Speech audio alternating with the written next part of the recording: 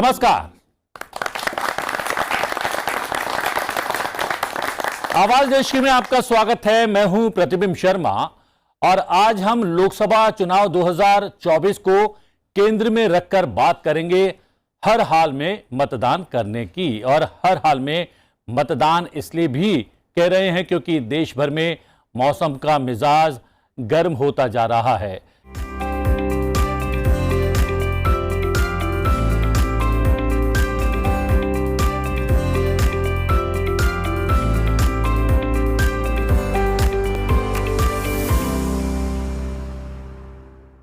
क्या आप जानते हैं 2009 यानी कि 15वीं लोकसभा 5 चरणों में इसमें लोकसभा के चुनाव संपन्न हुए थे। पंजीकृत मतदाताओं की संख्या 71.7 करोड़ से अधिक थी।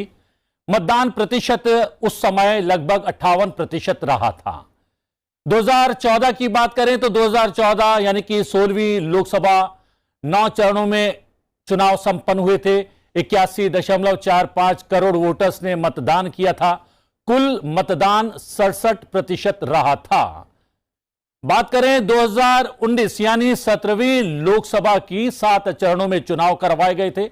90 करोड़ मतदाताओं ने मताधिकार का प्रयोग किया था। मतदान लगभग 70% के आसपास रहा था।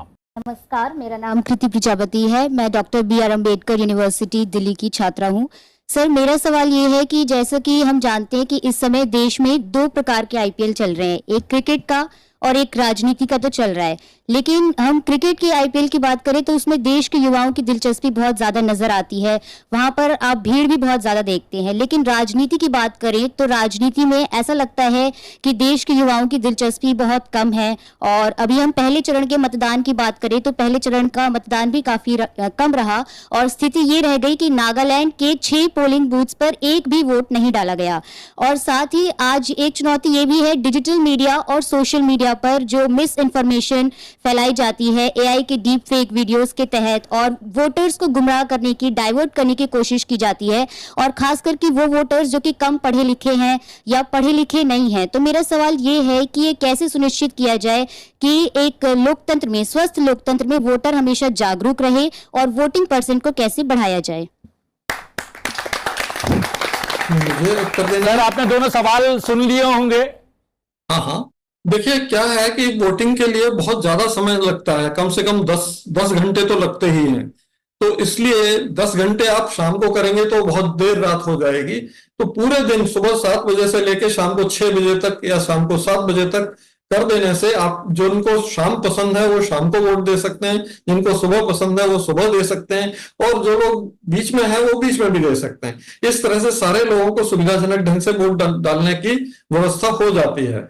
तो मुझे नहीं लगता कि उसमें टाइम चेंज करने की जरूरत है, क्योंकि IPL एंटरटेनमेंट है, स्पोर्ट है, उसकी बिल्कुल अलग पृष्ठभूमि है और उसमें कॉमर्शियल इनपुट भी है। तो इस तरह से वो अपना शो चला सकते हैं जैसे भी उनको चलाना है। लेकिन इलेक्शन जो है ये गंभीर देश निर्माण की दिशा में और लोकतंत्र को सुदृढ़ करने की दिशा में किए जाने वाला प्रयास है। इसमें पूरे दिन ही वोटिंग के लिए खुला रखना उचित लगता है।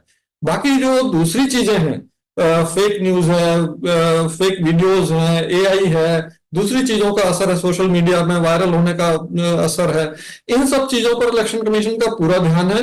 उन्होंने सभी सोशल मीडिया प्लेटफॉर्म से एग्रीमेंट किया हुआ है कि कोई भी ऑब्जेक्शनेबल चीज आने पर उसको तुरंत पॉइंट आउट करने पर हटा दिया जाएगा।